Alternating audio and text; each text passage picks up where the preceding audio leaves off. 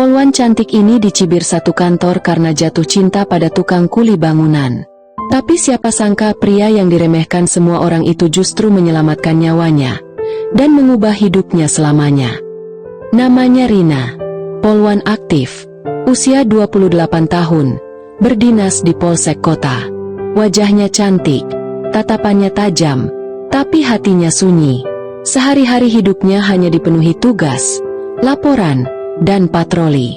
Di luar itu, ia hanya anak sulung dari pensiunan tentara yang keras dan ibu yang terlalu menjaga gengsi keluarga.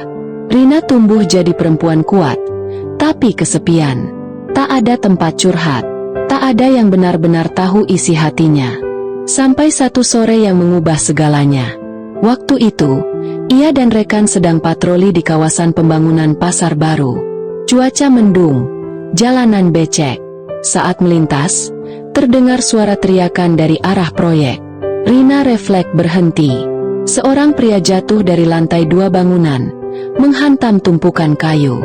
Tukang lainnya berlarian panik.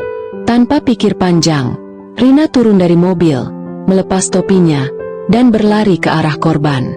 Lututnya kena lumpur, sepatu dinasnya penuh tanah. Tapi dia nggak peduli. Pria itu duduk setengah terhuyung. Lengan kirinya berdarah, tapi wajahnya tetap tenang. "Gak apa-apa, Bu, cuma jatuh dikit," katanya sambil tersenyum. Napasnya berat, suaranya pelan tapi dalam. Rina menatap wajah itu. Bukan pria tampan yang rapi. Kulitnya gelap terbakar matahari, rambutnya berantakan. Tapi ada sesuatu yang bikin Rina diam sejenak. "Entah apa. Nama kamu siapa?" tanya Rina cepat. "Damar, Bu," jawabnya, sambil berusaha berdiri sendiri. Itu pertama kalinya Rina merasa jantungnya berdetak lebih cepat. Bukan karena tugas, tapi karena seseorang. Tapi ia belum tahu pria itu akan membuat hidupnya berubah total. Lebih dari sekadar pertemuan tak sengaja. Sejak pertemuan itu, Rina tak bisa tenang. Di kantor, pikirannya melayang terus ke arah proyek pasar yang tempo hari ia datangi. Bahkan saat menyusun laporan, wajah pria itu muncul di kepalanya. Damar, nama yang baru ia dengar sekali, tapi seperti tertanam dalam.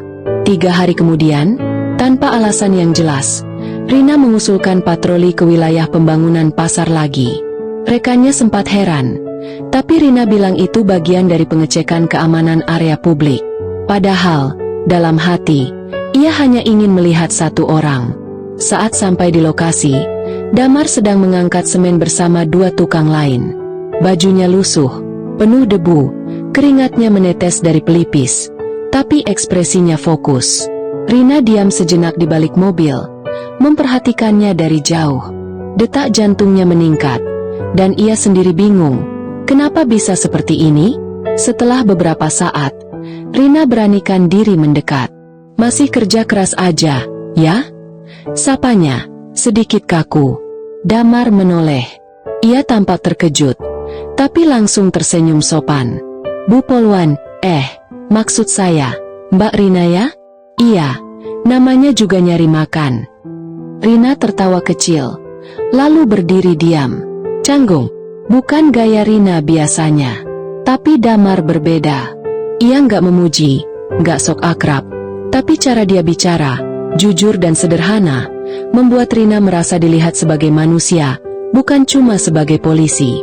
Saat itu, Rina tak tahu bahwa rasa penasaran itu akan membawanya ke dilema terbesar dalam hidup. Karena makin sering bertemu, makin sulit buat dia membedakan mana tugas dan mana perasaan. Dunia Damar sangat jauh dari Rina. Ia hanya lulusan SMP.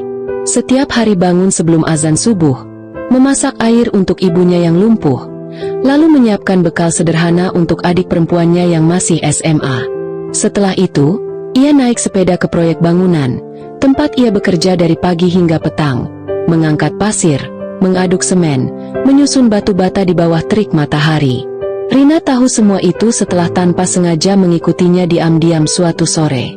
Damar pulang naik sepeda tua, melewati ganggang sempit di kawasan padat. Rumahnya kecil, dindingnya masih separuh triplek, tapi dari jendela, Rina melihat senyum di wajah Damar saat menyuapi ibunya.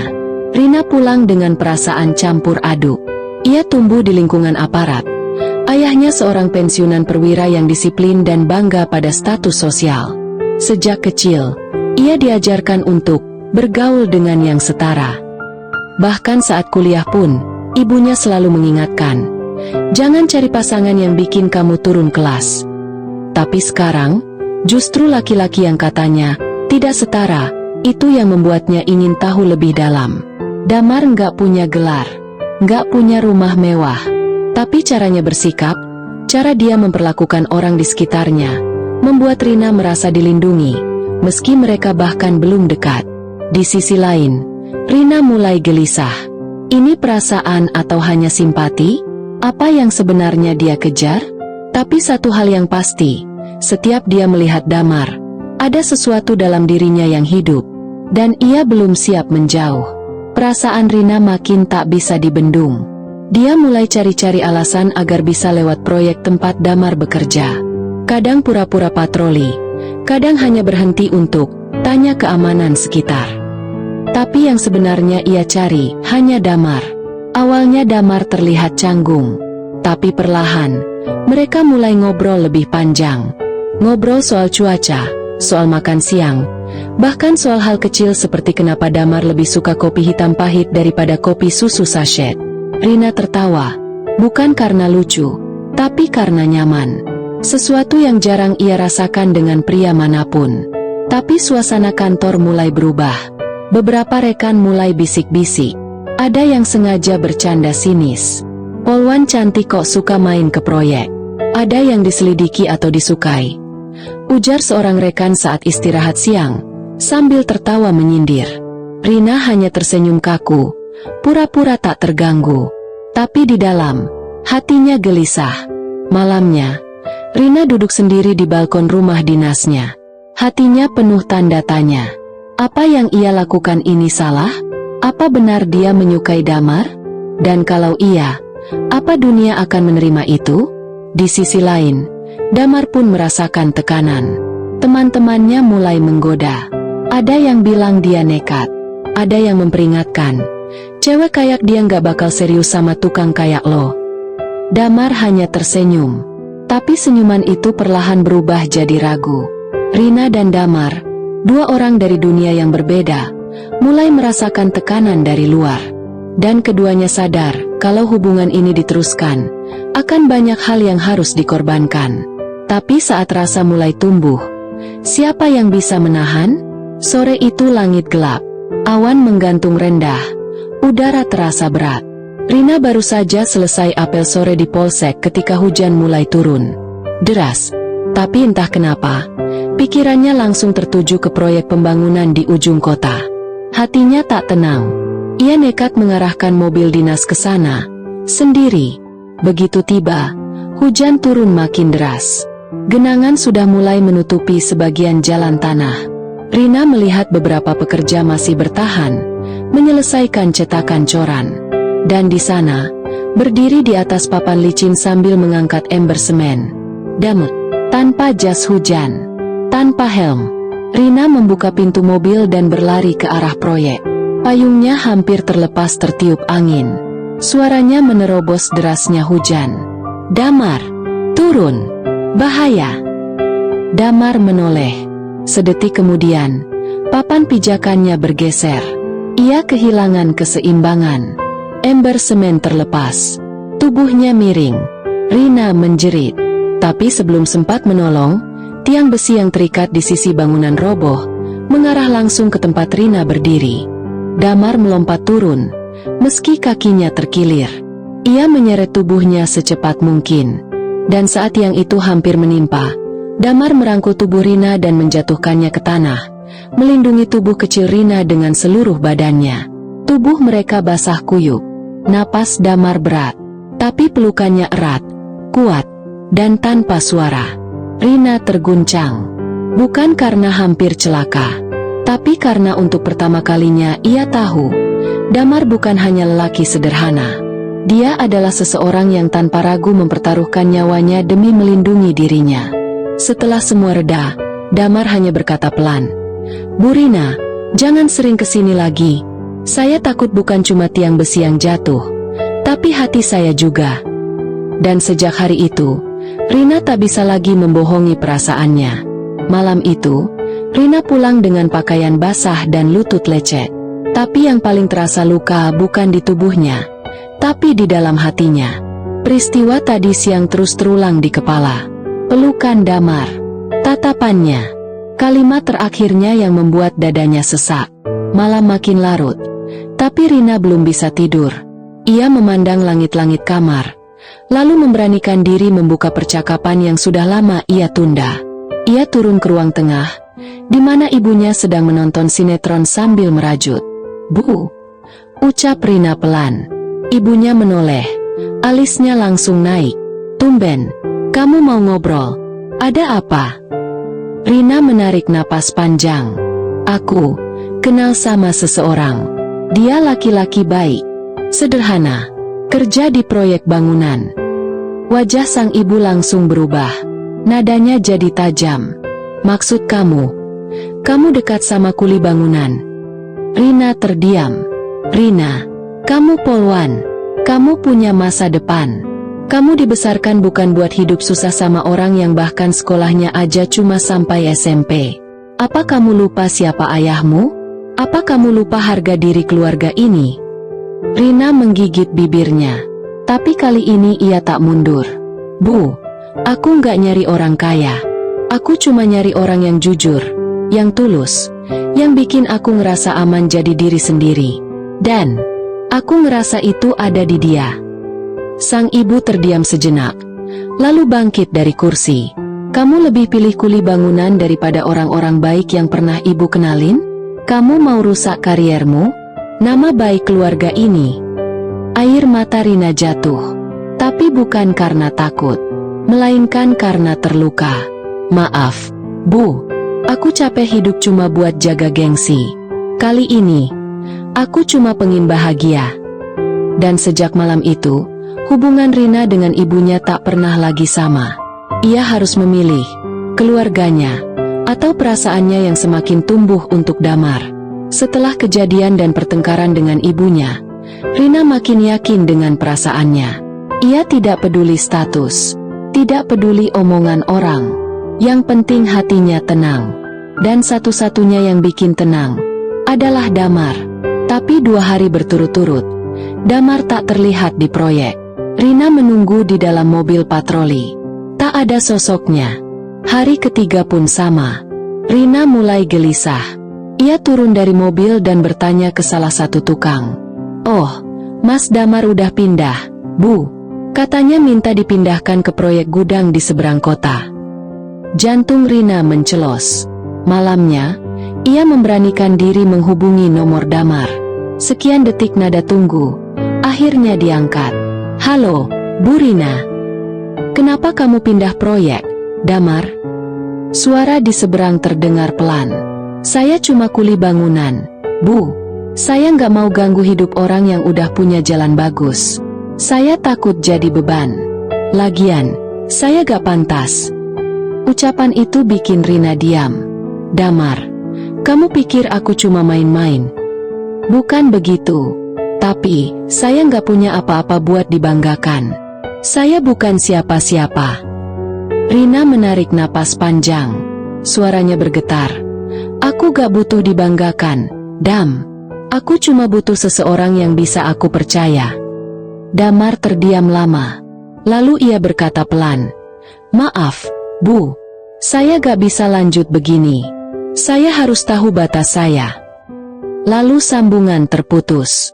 Di balik layar ponselnya, Rina menatap kosong. Seumur hidup, ia dididik untuk memilih dengan kepala. Tapi baru kali ini, ia merasa kehilangan karena mengikuti suara hatinya.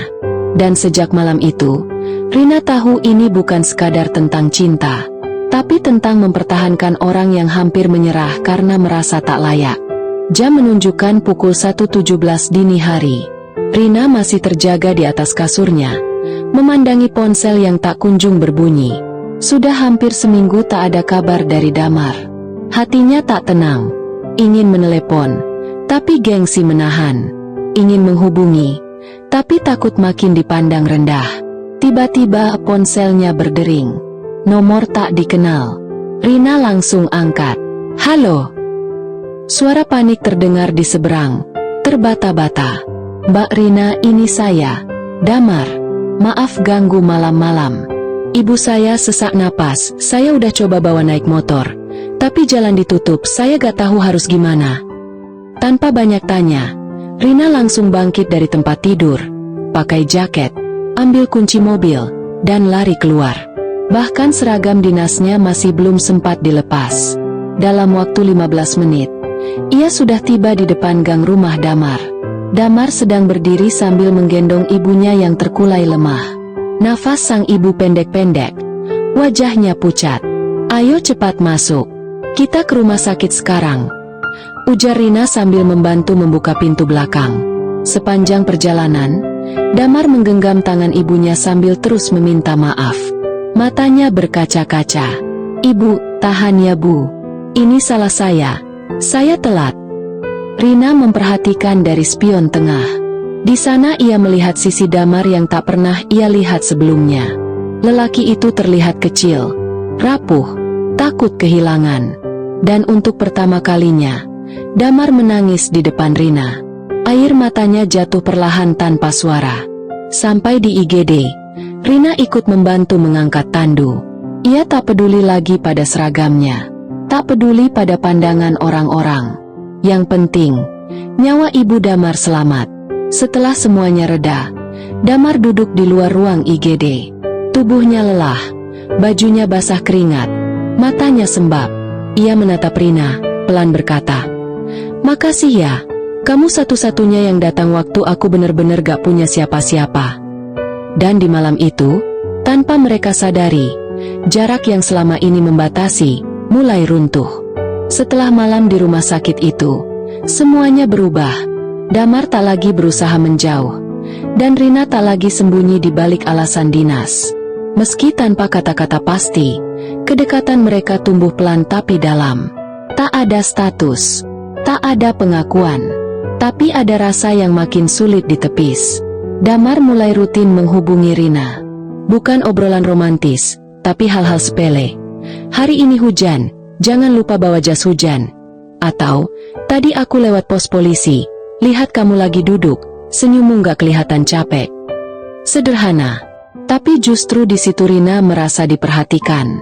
Rina pun tak mau kalah. Ia mulai meluangkan waktu di sela tugas, datang ke warung kopi kecil di dekat proyek, tempat Damar biasa makan siang. Kadang mereka cuma ngobrol 15 menit, tapi setiap menit itu rasanya seperti jam. Mereka berbicara tentang banyak hal. Tentang masa kecil Damar yang harus kerja sejak umur 13, tentang adiknya yang bercita-cita jadi perawat, tentang Rina yang dulu hampir pindah jurusan karena tak kuat dikekang ayahnya. Tak ada topik yang direncanakan, semuanya mengalir. Tapi setiap kalimat terasa nyata. Dan di balik semua itu, tanpa mereka sadari, mulai tumbuh perasaan yang tak sekadar nyaman. Suatu sore, saat mereka duduk berdua di bangku kayu depan warung, Rina berkata pelan, "Dam, kamu pernah ngerasa kehilangan orang yang bahkan belum jadi milikmu?" Damar terdiam sejenak, lalu menjawab tanpa menoleh, "Pernah, dan rasanya bikin takut buat ngarep apa-apa." Hening, hanya suara kendaraan lewat dan aroma kopi panas yang tersisa di udara. Saat itu, mereka tahu, hubungan ini bukan lagi tentang penasaran, tapi tentang dua orang yang diam-diam mulai saling butuh. Walau dunia belum tentu mengizinkan mereka bersama, hubungan Rina dan Damar semakin erat. Tapi dunia di luar mereka mulai bereaksi. Diam-diam, seseorang di lingkungan kantor Rina mulai mencium keanehan. Entah siapa yang mengamati, tapi kabar itu mulai menyebar. Foto Rina yang sedang duduk berdua dengan Damar di warung kopi, entah diambil siapa, beredar di grup WhatsApp internal. Captionnya menyindir, "Polwan jaga proyek atau jaga perasaan?" Pagi itu, Rina dipanggil ke ruang Kapolsek. Suasana tegang, ruangan dingin, tapi keringat Rina terasa mengalir. "Rina, kamu tahu kenapa saya panggil?" tanya atasannya sambil menatap tajam. Rina hanya diam. Jabatan itu tanggung jawab, bukan mainan. Kamu dilatih bertahun-tahun untuk jadi polwan, punya reputasi baik. Lalu sekarang, kamu rusak semuanya hanya karena hubungan pribadi sama kuli bangunan. Rina tertegun. Nada itu tak cuma menghukum, tapi juga merendahkan.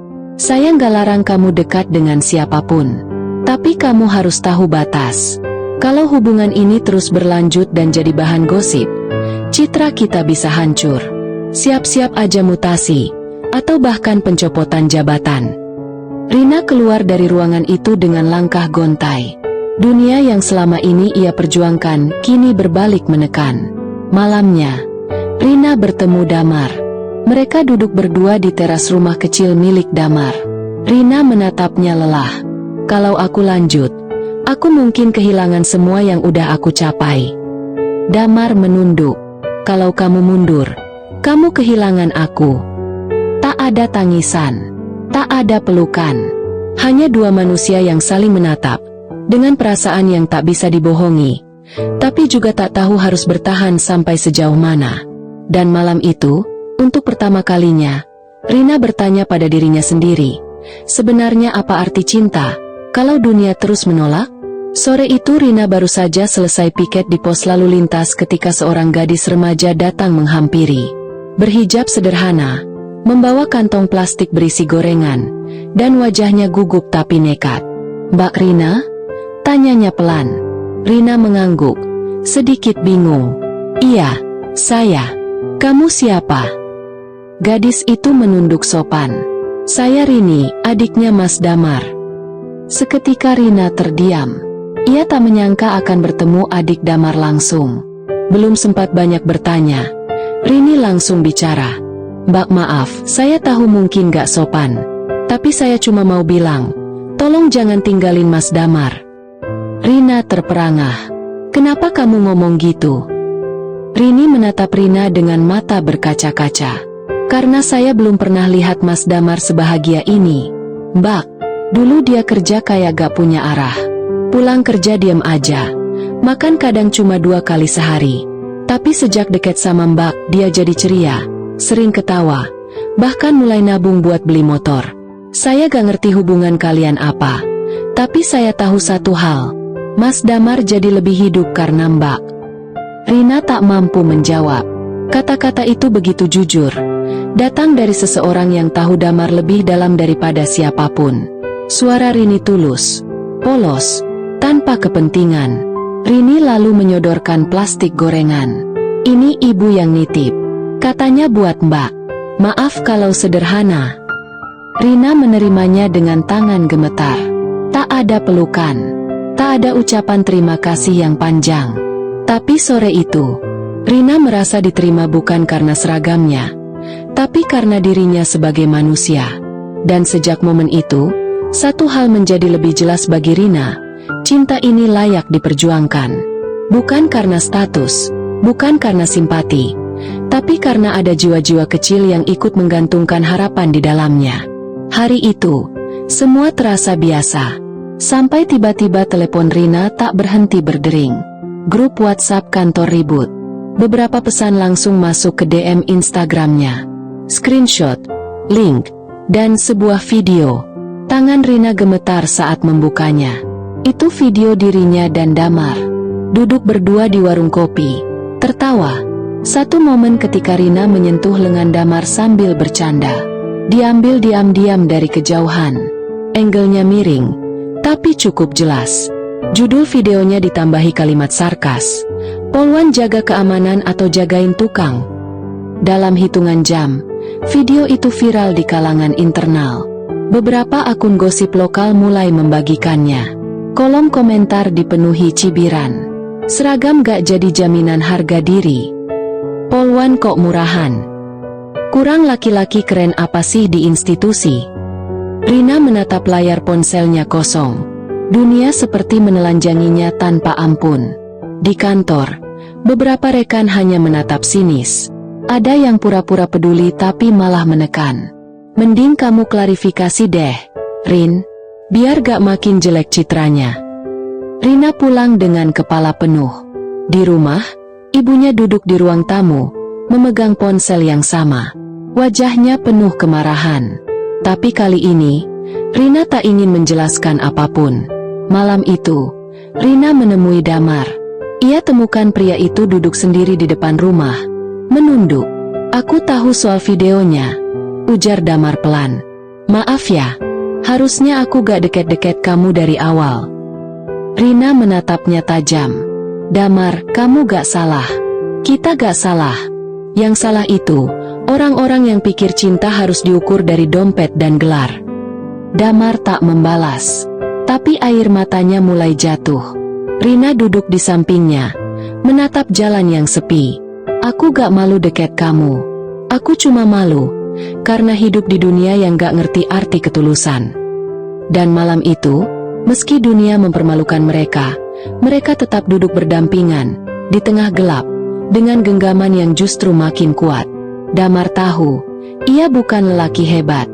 Ia bukan orang berpendidikan tinggi, bukan pula yang punya masa depan gemilang. Tapi satu hal yang ia punya, harga diri, dan cinta yang tak mau menyusahkan perempuan yang ia hormati.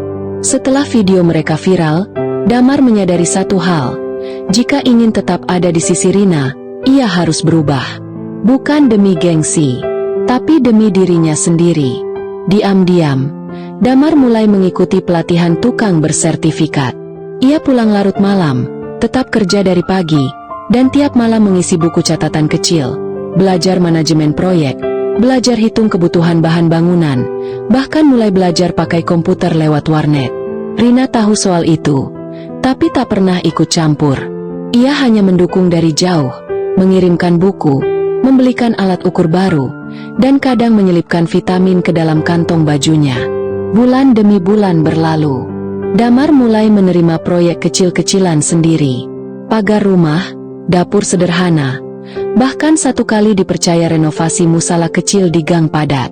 Dari situ, ia mulai dikenal. Sedikit demi sedikit, ia kumpulkan modal, beli alat, dan akhirnya menggaji 2 teman lamanya sebagai pekerja tetap. Sore itu, Damar menjemput Rina naik motor bekas yang ia cicil sendiri. Mereka makan bakso di tempat biasa. Tapi malam itu terasa berbeda. Damar menyodorkan map coklat berisi sertifikat keahlian bangunan, lalu menunjukkan foto bangunan musala yang ia kerjakan. Rina melihatnya sambil menahan air mata. "Aku tahu aku gak bisa samain diriku sama kamu, tapi aku juga gak mau terus berada di belakangmu. Aku gak bisa pakai seragam kayak kamu, tapi aku mau jadi lelaki yang bisa kamu andalkan." Rina tersenyum, menggenggam tangannya. "Aku gak pernah peduli kamu kerja apa, Dam. Tapi aku bangga, karena kamu berjuang."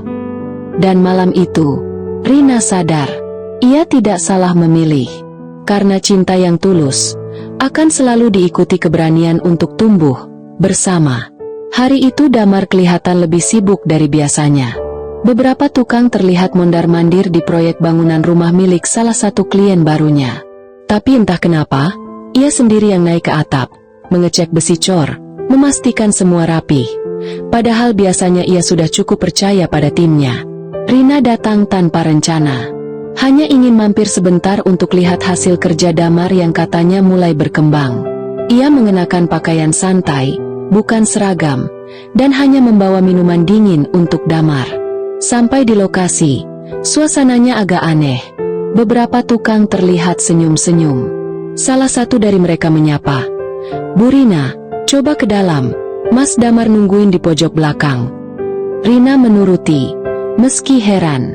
Saat ia sampai di bagian belakang proyek, langkahnya terhenti. Di situ, Damar berdiri mengenakan kemeja putih bersih. Wajahnya berkeringat, tapi senyumnya hangat. Di belakangnya, papan kayu besar bertuliskan cat semprot.